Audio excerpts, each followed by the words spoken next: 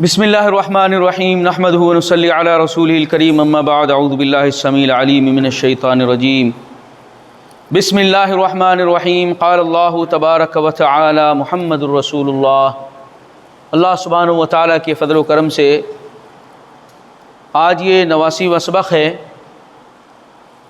محمد الرسول اللہ صلی اللہ علیہ وسلم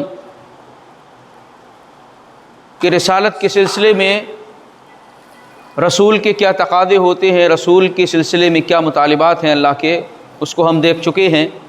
اللہ کے نبی صلی اللہ علیہ وسلم کی حیات طیبہ اور آپ کی سیرت کو جاننے کی کوشش کر رہے ہیں، اور یہی سلسلہ چل رہا ہے۔ آج یہ دوسرا دن ہے اور اس سلسلے کا دوسرا سبق ہے کہ سیرت رسول قرآن مجید کی روشنی میں اللہ کے نبی صلی اللہ علیہ وسلم کی حیات کو قرآن نے کس طریقے سے بیان کیا ہے، آپ کی سیرت کو کیسے ذکر کیا ہے، اس کا جو ہے تذکرہ آپ کے سامنے کیا جا رہا ہے۔ پچھلے درس میں اور سبق میں یہ جان چکے ہیں کہ اللہ کے نبی صلی اللہ علیہ وسلم کے اوپر پہلی وحی نازل ہوئی اور اس کے بعد وحی کا سلسلہ رک گیا، اور اس دوران آپ صلی اللہ علیہ وسلم پریشان رہنے لگے اور دوسروں کی طرف سے بھی کچھ اعتراضات ہونے لگے۔ کچھ دنوں کے بعد اللہ کے نبی صلی اللہ علیہ وسلم راستے میں چل رہے تھے کہ دیکھا کہ وہی فرشتہ جو غار حرا میں اللہ کے نبی صلی اللہ علیہ وسلم کے سامنے آیا وحی لے کر کے، وہی آسمان اور زمین کے درمیان کرسی لگائے ہوئے بیٹھا ہوا ہے۔ اللہ کے نبی صلی اللہ علیہ وسلم دیکھ کر کے پھر سے ڈر گئے، اور آپ پھر پہنچے گھر اور کہا کہ مجھے کپڑا اڑا دیجئے۔ اس کے بعد دوسری وحی اللہ کے نبی صلی اللہ علیہ وسلم پر نازل ہوتی ہے۔ پہلی وحی میں آپ کو یہ کچھ نہیں بتایا گیا کہ آپ کو کیا کرنا ہے، کیا آپ کی ذمہ داری ہے۔ اس دوسری وحی کے ساتھ آپ کی بعثت کے مقصد کو بھی اللہ نے بیان کر دیا، اور ساتھ میں اس میٹر کو بھی بیان کیا کہ آپ کو کیا بیان کرنا ہے، کیا لوگوں کو سمجھانا ہے۔ ایک ایسا معاشرہ جو مختلف قسم کی برائیوں کے اندر مبتلا ہے، شرک، ضلالت و گمراہی، معاشرتی برائیاں، سماجی برائیاں، سیاسی برائیاں اور گھریلو معاملات، سب کے سب جو ہے بگڑے ہوئے ہیں۔ ان حالات میں اللہ تعالیٰ اپنے ان بندوں کی اصلاح کرنا چاہتا ہے، تو نبی پاک صلی اللہ علیہ وسلم کو حکم دیا گیا، یا ایھا المدثر، اے چادر کے اوڑھنے والے، قم، اٹھو۔ اب یہ سونے کا وقت نہیں ہے، اب یہ گھبرانے کا وقت نہیں ہے، چادر اوڑھنے کا وقت نہیں ہے، اب یہ کھڑے ہو جائیے، کھڑے ہو جاؤ، اور کیا کرو کھڑے ہو کر کے، فانذر، قم فانذر، اور ڈرا دو لوگوں کو، آگاہ کر دو۔ جن گناہوں کے اندر، جن برائیوں کے اندر، جن جرائم کے اندر یہ مبتلا ہے، ان گناہوں کے سلسلے میں ان کی تباہی کیا ہے، بربادی کیا ہے، اس سے ان کو آگاہ کر دو، اور اللہ کے عذاب کے سلسلے میں انہیں آگاہ کر دو، ڈرا دو۔ اس دنیا میں بھی اللہ کا عذاب آ سکتا ہے، اور آخرت کے اندر اللہ نے بہت سخت قسم کا عذاب تیار کیا ہوا ہے، اس عذاب سے ان کو آگاہ کر دیجئے، ڈرائیے ان کو۔ اور آگے فرمائیں کہ وَرَبَّكَ فَكَبِّرْ، کیا کریں آپ؟ ڈرائیں ان کو، آگاہ کریں، اور اپنے رب کی بڑائی کو بیان کر دیجئے۔ اللہ اکبر۔ ایک ایسا معاشرہ جس میں 360 خدا تو بنا رکھیں کعبہ میں، اللہ کے گھر میں، اور مختلف خدا ہر نکڑ پر اور پہاڑوں کے اوپر، غاروں میں، نہ جانے درختوں پر کتنے خدا ہیں جن کی خدائی کو جو ہے لوگ مان رہے ہیں اور ان کو پوجا جا رہا ہے۔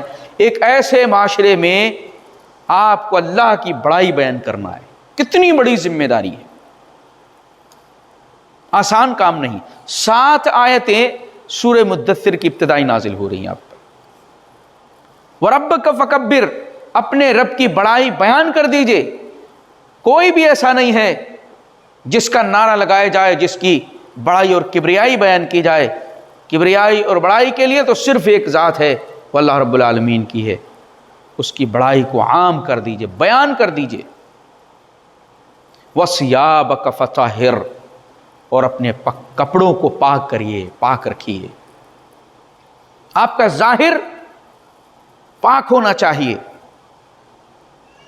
اللہ کا یہ دین آپ کے لیے یہ رہنمائی کرتا ہے کہ اپنے ظاہر کو پاک کریں، وَالرُّجْزَ فَاهْجُرْ، اور اپنے باطن کو بھی پاک کریں۔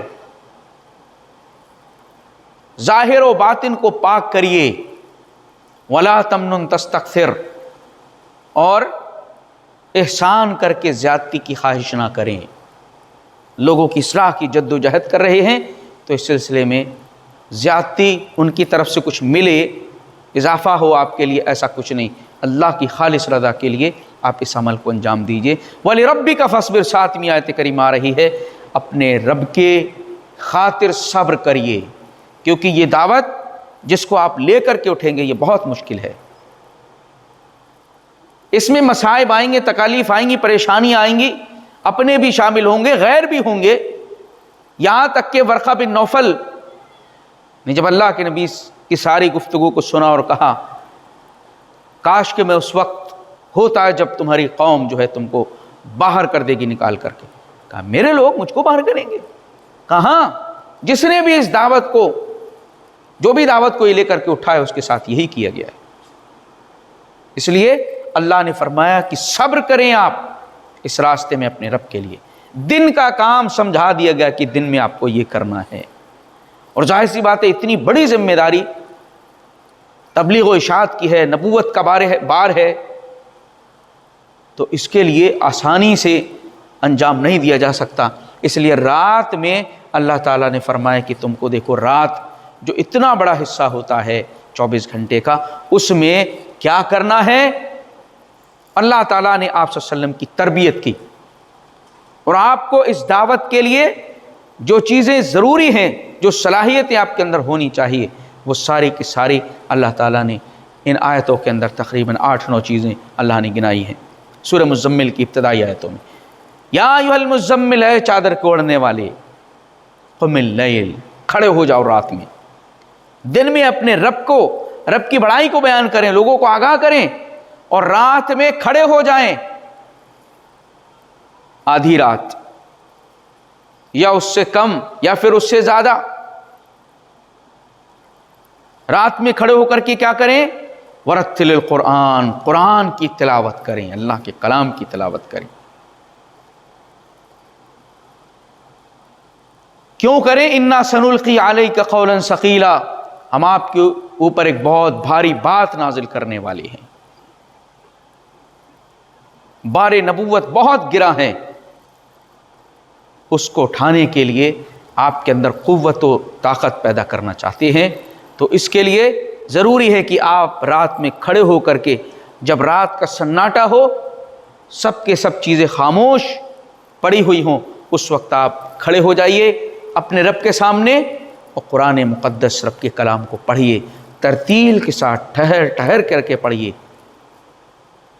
کیونکہ ان ناشیۃ اللیل ہی اشد وطئا واقوم قیلا، کیونکہ رات کا اٹھنا یہ نفس کے اوپر بڑا گراں ہے۔ جس طریقے سے نفس کو اس میں مارا جائے گا، نفس کو کچلا جائے گا، اسی طریقے سے اس دعوت کے کام میں بھی بہت مشقت آنے والی ہے، اس میں بھی جد و جہد کرنا ہے۔ تو اس بات کا اپنے آپ کو عادی بنا لیجئے، رات میں کھڑے ہو کر کے مجاہدے کی عادت ڈال لیجئے، راتوں میں اٹھنا اور اللہ کے سامنے کھڑے ہو کر کے اس کی عبادت کرنا آسان کام نہیں ہے۔ اشد وطئا واقوم قیلا، دل جمعی کے لیے یہ وقت بھی بہت مناسب ہے، اور بات کو درست کرنے والا ہے۔ ساری چیزیں پرسکون ہو چکی ہیں، تو جو آواز قرآن مقدس کی آیات کی آپ کے کانوں میں جو ٹکرائے گی، وہ سیدھا دل کے اندر جائے گی، دل اس سے مضبوط ہوگا، رب سے تعلق پیدا ہوگا۔ تو آپ ایسا کریں، کیونکہ اس دعوت کو انجام تک پہنچانے کے لیے آپ کی تربیت کی انتہا ضروری ہے، اس لیے رات میں آپ کھڑے ہو جائیے، کیونکہ ان لک فی النہار سبحا طویلا، دن میں تو بہت سارے آپ کو کام ہیں، آپ اتنی دل جمعی کے ساتھ، اتنی توجہ کے ساتھ، انہماک کے ساتھ اپنے رب کی عبادت نہیں کر سکتے، لیکن رات میں جو تعلق آپ کے رب سے پیدا ہوگا یہ آپ کو مضبوط کرے گا، آپ کے باطن کو مضبوط کرے گا اور آپ کے لیے دن میں کام کو آسان کرے گا۔ ان لک فی النہار سبحا طویلا واذکر اسم ربک وتوکل الیہ تبتیلا، اور دیکھیں اپنے رب کا ذکر کرتے رہیے، یاد کرتے رہیے اس کو ہمہ وقت۔ فَإِذَا فَرَغْتَ فَانْصَبْ وَإِلَىٰ رَبِّكَ فَارْغَب، جو کل سورۃ الشرح کے اندر یہ بات آئی تھی کہ جب بھی اپنے خالی اوقات سے جب فارغ ہوں کاموں سے، عبادت میں خوب محنت کریں اور اپنے رب کی طرف متوجہ ہو جائیں۔ اللہ فرما رہا ہے وَتَبَتَّلْ إِلَيْهِ تَبْتِيلًا، اپنے رب کا خوب ذکر کریں اور اس کے لیے یکسو ہو جائیں، تنہائی میں بیٹھ کر کے اپنے رب کو یاد کرنے لگیے، فارغ کر لیجئے اپنے آپ کو دنیاوی مشاغل سے اور رب کی طرف متوجہ ہو جائیے۔ رب المشرق والمغرب لا الہ الا هو فاتخذہ وکیلا، آسمان و زمین، مشرق و مغرب کا وہ رب ہے، اس کے سوا کوئی الہ اور معبود نہیں ہے، اس کو اپنا ولی و کارساز بنا لیجئے، کوئی کچھ دنیا کی طاقت کرنے والی نہیں ہے، اس پر بھروسہ کر لیجئے، سارے کاموں کے لیے تمہارے لیے کفایت کر جائے گا۔ اللہ رب العالمین کی ذات وہ ہے۔ اور وَاصْبِرْ عَلَىٰ مَا يَقُولُونَ، جو کچھ یہ لوگ کہیں اس پر آپ صبر کرتے رہیے۔ اس میں بھی دیکھیے صبر کی بات کہی گئی، سورہ مدثر میں بھی کہا گیا وَلِرَبِّكَ فَاصْبِرْ، اپنے رب کی خاطر صبر کرتے رہیے اس راہ میں، اور پھر یہاں پر کہا گیا وَاصْبِرْ عَلَىٰ مَا يَقُولُونَ، جو کچھ یہ باتیں کہیں اس پر آپ صبر کریے گا۔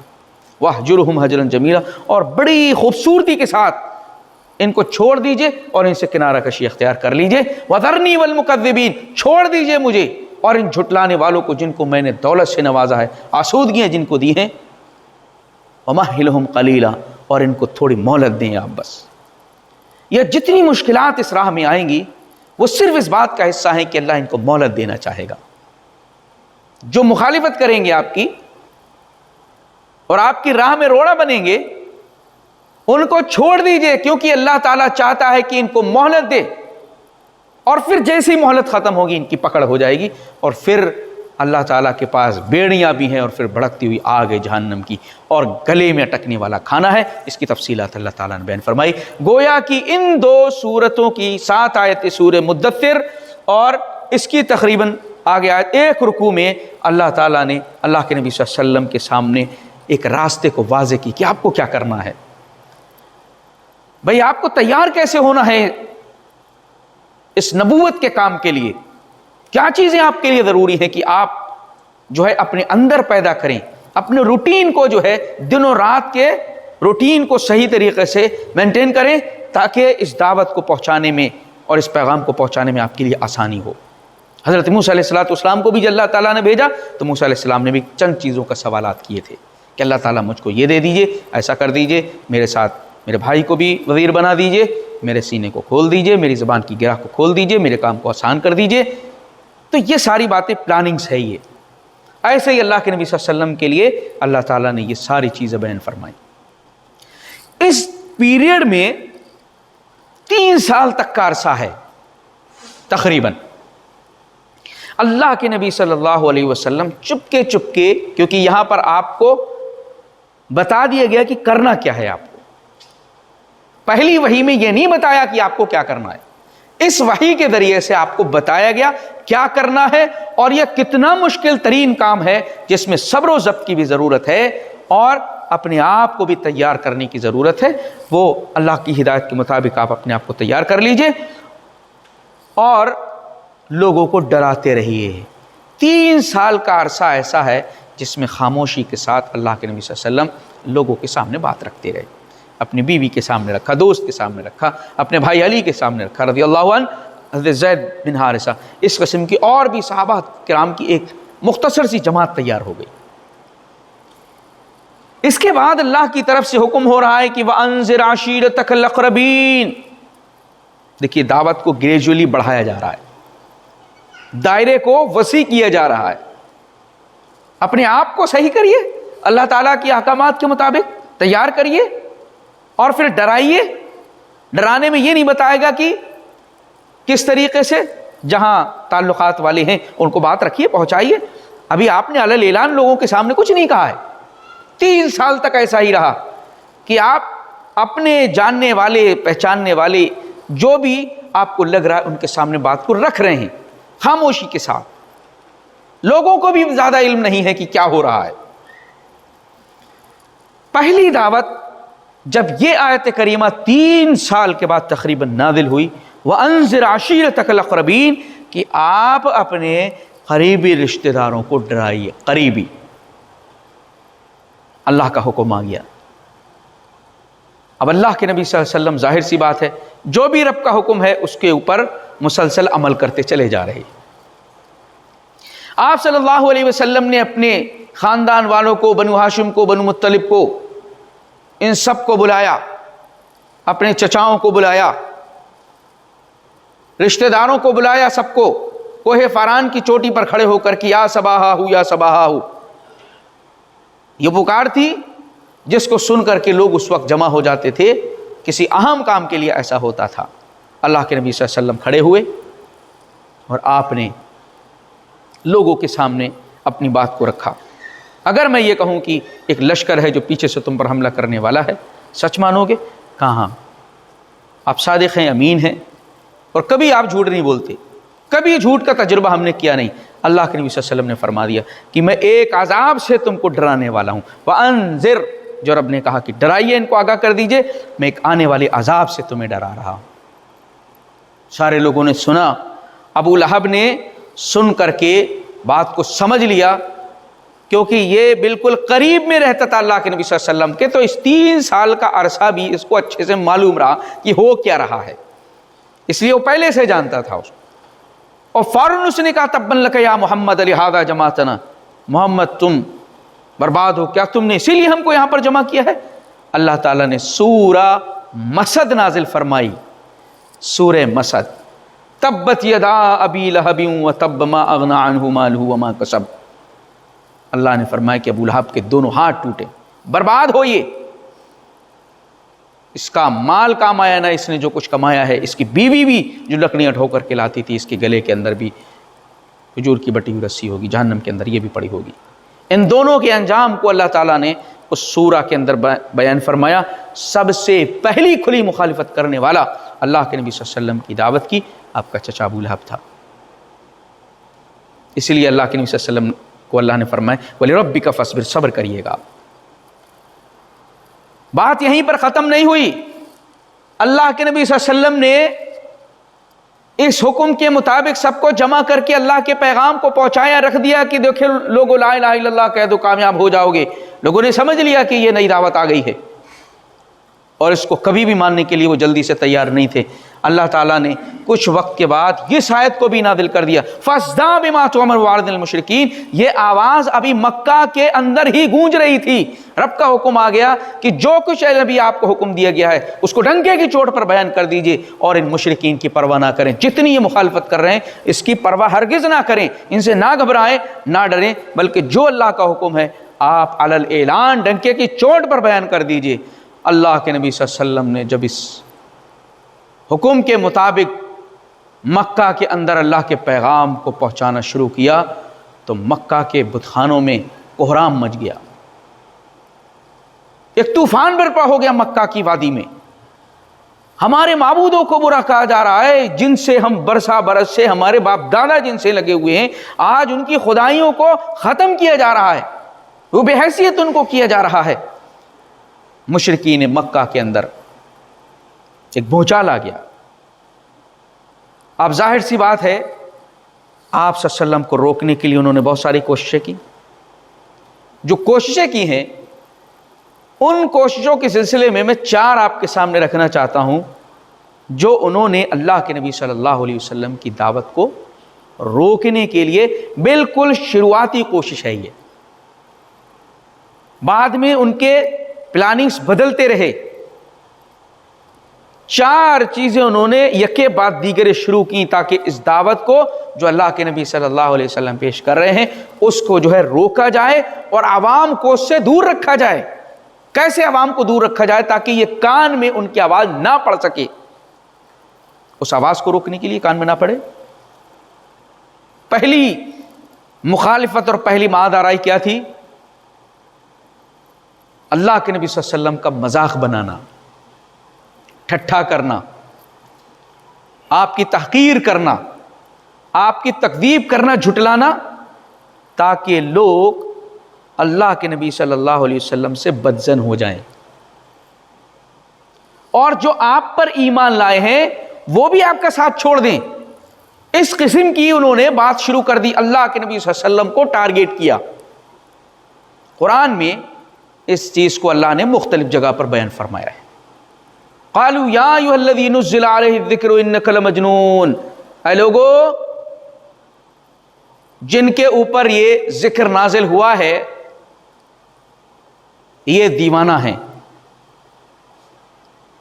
یہ دیوانہ ہیں۔ جو کہتے ہیں کہ میرے اوپر قرآن نازل ہوا ہے یہ دیوانگی ہے۔ وَعَجِبُوا أَن جَاءَهُم مُنذِرٌ مِّنْهُمْ فَقَالَ الْكَافِرُونَ هَٰذَا سَاحِرٌ كَذَّابٌ، اور ان لوگوں نے تعجب کیا کہ انہی میں سے ایک ڈرانے والا آ گیا اور کہا یہ تو جھوٹا اور جادوگر ہے، ساحر کذاب۔ اللہ کے نبی صلی اللہ علیہ وسلم کی تکذیب کی اور آپ کو جادو کہا گیا، جادوگر کہا گیا۔ اور پھر اسی طریقے سے اللہ کے نبی صلی اللہ علیہ وسلم کو جب دیکھتے، ہؤلاء من اللہ علیہم من بیننا، ارے یہی ہے وہ جو ہمارے درمیان مبعوث کیے گئے ہیں، انہی کو رسول بنایا گیا ہے، آپ کا مذاق کر رہے ہیں۔ وَإِن يَكَادُ الَّذِينَ كَفَرُوا لَيُزْلِقُونَكَ بِأَبْصَارِهِمْ لَمَّا سَمِعُوا الذِّكْرَ وَيَقُولُونَ إِنَّهُ لَمَجْنُونٌ، قریب ہے کہ اپنی نگاہوں سے یہ پھسلا دیں آپ کو۔ ایسی نفرت بھری نگاہیں اور حسد و جلن بھری نگاہوں سے یہ دیکھتے ہیں اللہ کے نبی کو، ایسا لگتا ہے کہ اپنی نظروں سے انتقام لے لیں گے یہ، اور کہتے ہیں انہ لمجنون، یہ دیوانہ ہے، یہ مجنون ہے۔ اور پھر قرآن مقدس اللہ کے نبی صلی اللہ علیہ وسلم پر پھر کیا اعتراض کر رہے ہیں؟ ما لہذا الرسول یاکل الطعام، ارے یہ بھی کوئی رسول ہے، کھانا بھی کھاتے ہیں، بازاروں میں بھی چلتے ہیں، یہ بھی کوئی رسول ہے؟ رسول بھی ایسے ہوتے ہیں؟ اللہ کے نبی صلی اللہ علیہ وسلم کی ذات مقدس کو انہوں نے ٹارگیٹ کیا سب سے پہلے، تاکہ آپ کی ذات سے دوسروں کو متنفر کیا جائے، پاس میں نہ آنے دیا جائے، اور جو پاس آ چکے ہیں اس قسم کی باتیں پھیلائی جائیں، گردش ان کی کرائی جائے تاکہ یہ لوگ دور ہو جائیں۔ اس میں کامیاب نہیں ہو رہے ہیں۔ اگلا حربہ انہوں نے کیا استعمال کیا کہ جو دعوت، جو کلام آپ پیش کر رہے تھے اس قرآن مقدس کے اوپر انہوں نے اعتراض کرنا شروع کر دیا۔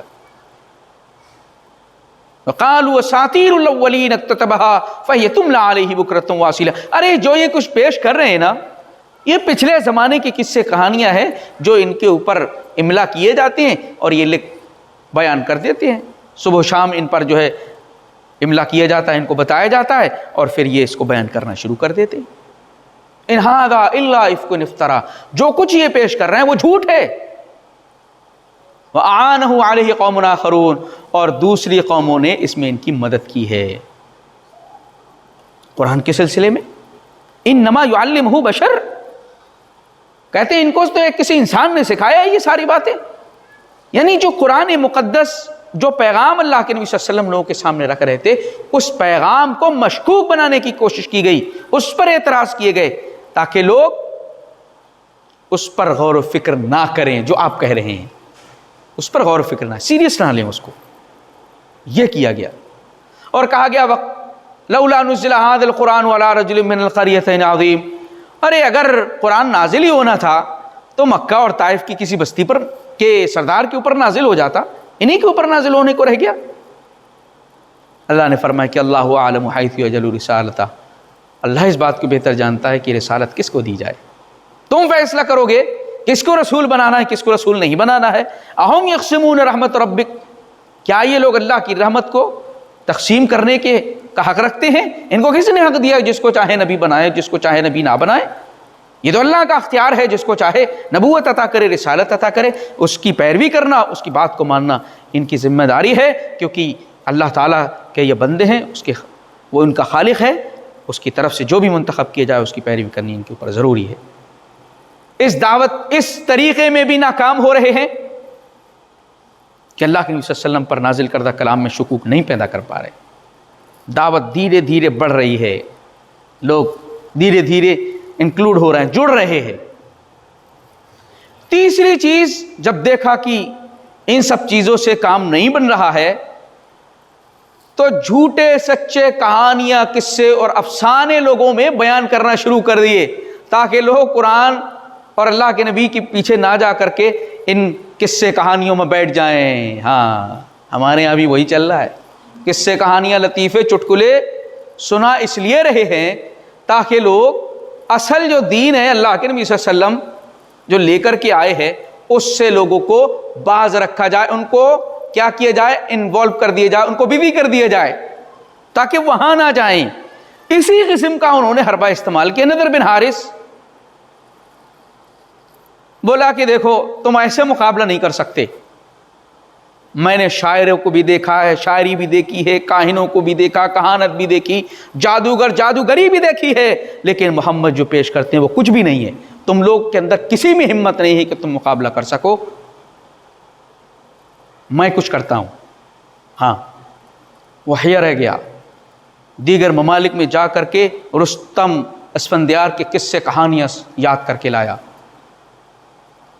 بڑے بڑے ایرانیوں کے قصے جو پہلے سے مشہور تھے، کہانی افسانے، وہ لے کر کے آیا اور وہ لوگوں کو سنانا شروع کر دیا تاکہ لوگ ادھر نہ جا کر کے میرے پاس آ جائیں۔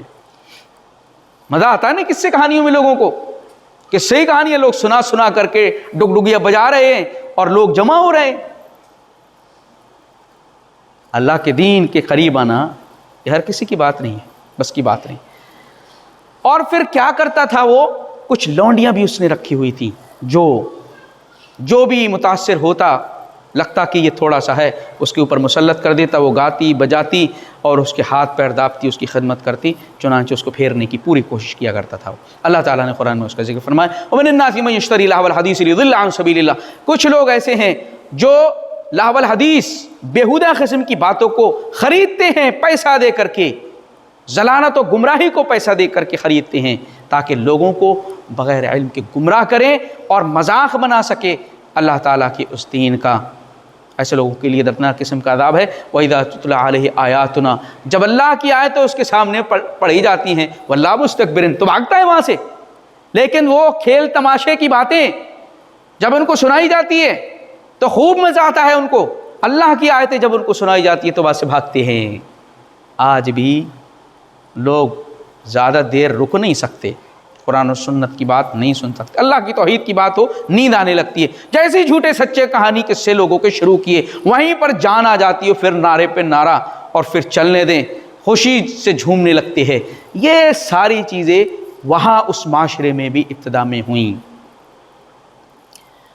اب ہوا یہ، تین چیزیں بہت انہوں نے کوشش کیا۔ اللہ کے نبی صلی اللہ علیہ وسلم کی ذات کو بھی ٹارگیٹ کیا گیا، قرآن مقدس کی تعلیمات کو بھی ٹارگیٹ کیا گیا، اس سے بھی کچھ نہیں ہوا۔ قصے کہانیاں بھی کب تک چلا لیں گے؟ کتنے لوگ اس جال میں پھنس سکتے ہیں؟ پھر انہوں نے آگے کیا کیا، لینے دینے کا معاملہ شروع کر دیا کہ اب جو ہے ایسا کرو، کمپرومائز کر لیا جائے، کچھ آپ لے لیں کچھ ہم لے لیں اور ایک بیچ کا دین تیار کر لیا جائے تاکہ آپ کا بھی مان و سمان رکھ لیا جائے اور ہمارا بھی رکھ لیا جائے۔